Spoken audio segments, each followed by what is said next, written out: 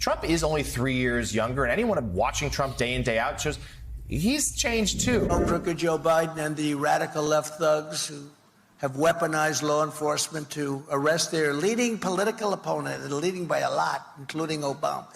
I'll tell you what, you take a look at Obama and take a look at some of the things that he's done. This is the same thing. The country is very divided.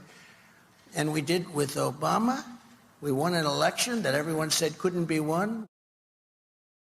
We have a man who is totally corrupt and the worst president in the history of our country, who is cognitively impaired, in no condition to lead, and is now in charge of dealing with Russia and possible nuclear war. Just think of it. We would be in World War II very quickly. He says, too, so dramatically. He's got the music. It's almost like it's the summer of 1939 all over again. But yeah, Jonathan Lemire, you think they may want to take out the cognitively impaired part of his speeches from now on? Yeah, that's an attack line that the Republicans and Trump love to use. But, man, that does seem like he was looking in the mirror just there. I mean, and I think that we see these polls that suggest that voters are more concerned about President Biden's age than Donald Trump's age. Trump is only 3 years younger, and anyone watching Trump day in, day out shows he's changed too. He's definitely, slowed down a step. He mixes. He's never, not that he's ever been the most perhaps clearest of thinkers. Not that he ever perhaps was always someone who wouldn't trip over his own words, but that has only accelerated here. And the speech on Friday, Joe, he gave back-to-back speeches in Washington. That was fairly late in the day. Maybe he was swept up in the dramatic music that seemed to be almost playing him off the stage there. Really maybe that's what that was. Yeah. The aides trying to say, hey, wrap up, Mr. Former President. You're just getting yourself in trouble here. He did say, though, he'd be happy to take another cognitive test. He thinks that's the key to election, so we can leave you with man, woman, person, camera, TV, Kaylee, or whatever that was. He may not pass that. You just did it again. I want to see. Let's play the clip again, because again, I'm trying to figure out what happened, especially with the Obama stuff. He starts to stutter and everything. Play this one more time. Then I want to ask Katty if she and her family. As you know, Crooked Joe Biden and the radical left thugs who have weaponized law enforcement to arrest their leading political opponent, and leading by a lot, including Obama. I'll tell you what, you take a look at Obama and take a look at some of the things that he's done. This is the same thing. The country is very divided. And we did with Obama. We won an election that everyone said couldn't be won. We have a man who is totally corrupt and the worst president in the history of our country, who is cognitively impaired, in no condition to lead, and is now in charge of dealing with Russia and possible nuclear war. Just think of it. We would be in World War II very quickly. It's just how he says World War II. He says it with such self-assurance. You know, Katty, this could happen to all of us. In fact, it happens to me about 12 times a day after like 3 in the afternoon. So I'm the last person to judge. And by the way, we're thinking and praying for your families. You guys prepare to batten down the hatches for the next Battle of Britain.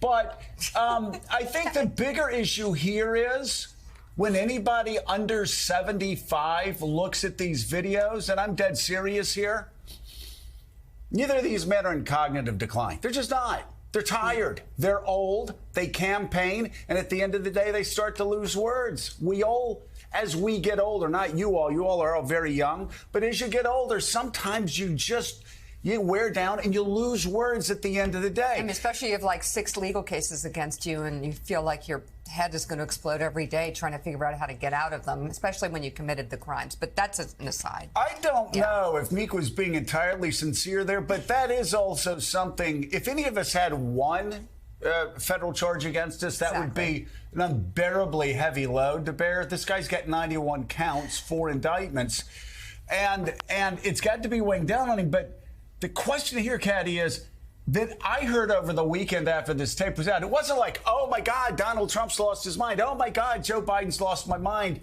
The question comes back to, do we not have anybody under the age of 75 that can run for president of the United States in America? and when?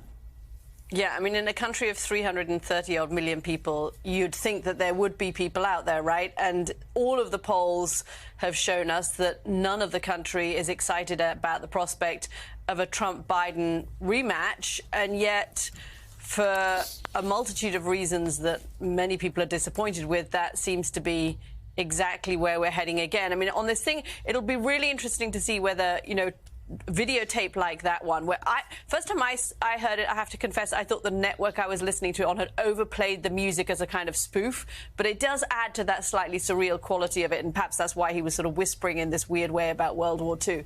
But I think the question is going to be, when people hear that kind of videotape, where it's hard to follow what Donald Trump is saying, and he does seem to be kind of mumbling, will it have any impact on all of those polls that show that more people think Joe Biden is too old to run for re-election than Donald Trump is too old to run for re-election? And Trump has somehow got away up until now with projecting vigor or strength or something.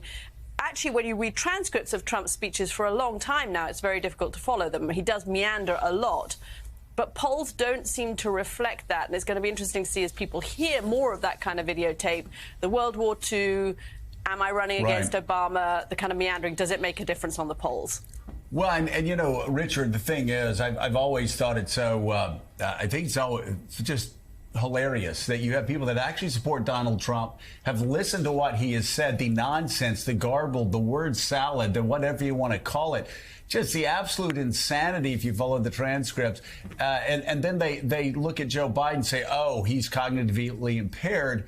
When you follow any Joe Biden press conference, as far as actual facts, as far as actual policy prescriptions, and compare them to just about any other Donald Trump press conference, there's just not a comparison. Yes, I can play 5 minutes of tape that shows Donald Trump looking cognitively declined. I could do the same for Joe Biden. At the end of the day, though, if you cut down underneath that and just talk about who is cogent on policy, Donald Trump loses by a landslide every time, doesn't he? He does. But what's interesting about Trump is every once in a while I think there's some method to his madness, that he's actually quite clever in crossing lines about legal culpability when he, you know, or on policy issues, how he was fencing with Kristen Welker yesterday on abortion, or he throws out the nonsense about how he'd end the war in Ukraine and just get these guys in a room, just like he ended the North Korean nuclear program. But he's, in his own way, he reduces his own vulnerability, and he kind of spins just constantly. And I'd say for his base, it clearly works for them. It's not conditional, the support, so he can get away with this kind of stuff, Joe.